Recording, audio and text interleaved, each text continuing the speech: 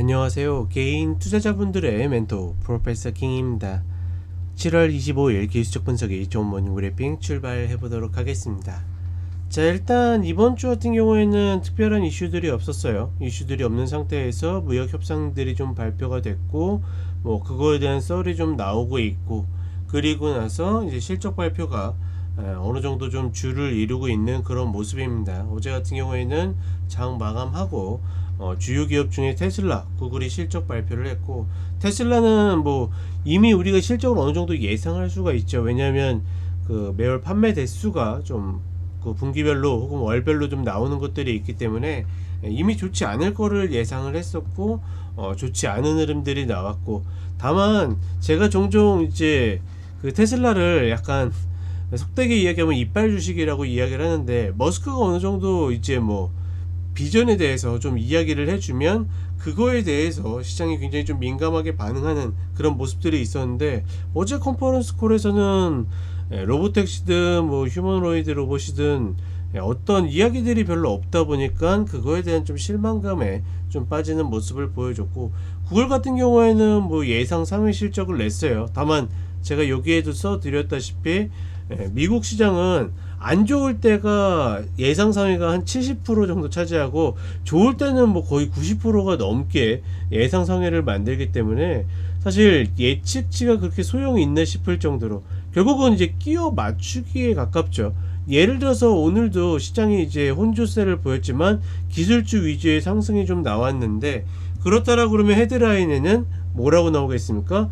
구글 등 실적 호조로 상승을 했다라고 하는데, 사실 오늘 매그니티피 7 중에 구글보다 상승률이 더 좋았던 게 엔비디아, MS, 아마존, 브로드컴, 얘네들이 다 구글보다 좋았거든요. 그럼에도 불구하고 헤드라인을 어떻게 합니까? 그렇게 가져다 쓰는 거죠. 더군다나 구글 같은 경우에는 갭상승해서 풀 음봉을 만들어냈고, 다른 애들은 양봉을 만들어냈음에도 일단은 이유를 그렇게 갖다 붙여야지 그럴싸하기 때문에, 어찌됐거나 중요한 거는 시장이 최근 패턴 신고가를 갱신할 때마다 장중에 장 초반이든 아니면 중반이든 뜬금없이 상승하는 구간을 만든 다음에 횡보하는 버티는 그런 패턴을 만들면서 상승을 하고 있는데, 그런 흐름들 계속 지속이다. 특별히 이슈가 없어도 수급으로 가고 있고, 다만 이제 미결제 약정이 최근에 완전히 꼬여버렸기 때문에 이게 어디까지 그렇게 유지가 될지는 잘 모르겠다. 이렇게 좀 그 예측이 어렵다라고 이야기 드렸죠.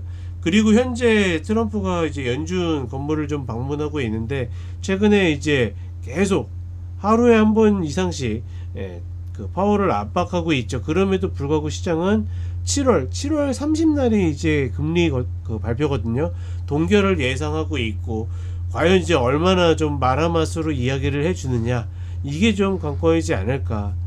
최대한 당장 해임한다라는 개념보다는 결국 저렇게 압박하다가 후임을 좀 미리 선임하는 방식이 되지 않을까.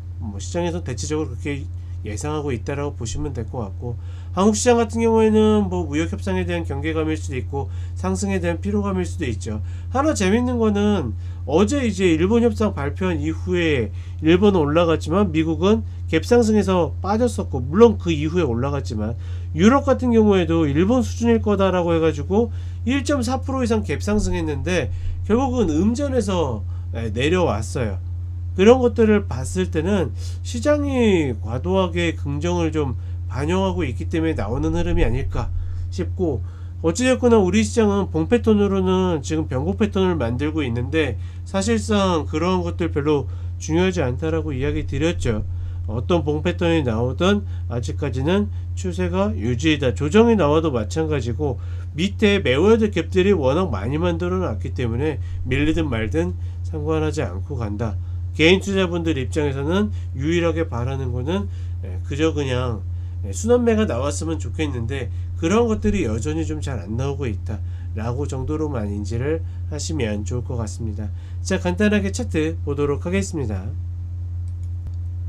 자, 나스닥 선물 30분 흐름을 보게 되면 장 초반에 밀렸지만 30분에 120병을 디디면서 버티는 흐름을 보여줬고, 여기에서 이제 한 단계 레벨업해서 올라감에 있어서도 특별한 이유가 없었다.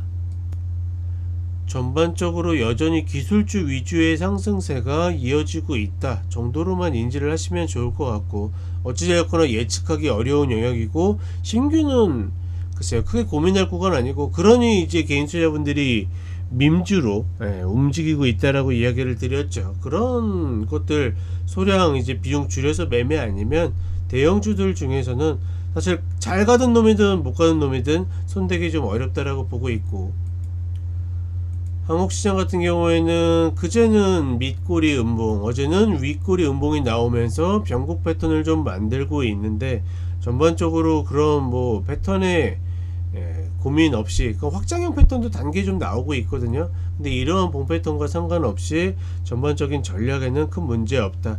특히나 환율 같은 경우에 1380원 이야기 드렸는데 결국은 그 아래로 내려왔죠. 전반적으로 큰 이상 없다라고 보고 있고, 하나 궁금한 거는 우리나라도 무역협상이 미국과 마무리가 됐을 때 과연 일본처럼 움직일 수 있을까, 그거를 노리는 쪽이 있나 싶은 정도다 정도로 인지하시면 좋을 것 같고, 다만 저렇게 밀렸을 때 코스피가 플러스인데 코스닥이 음봉인 것은 여전히 이미 이야기 드렸죠. 순환매에 대한 기대감은 좀 접는 것이 맞지 않겠는가, 이렇게 판단하고 있다라고 보시면 좋을 것 같습니다. 자, 그러면 저는 쇼츠로 또 찾아뵙도록 하겠습니다.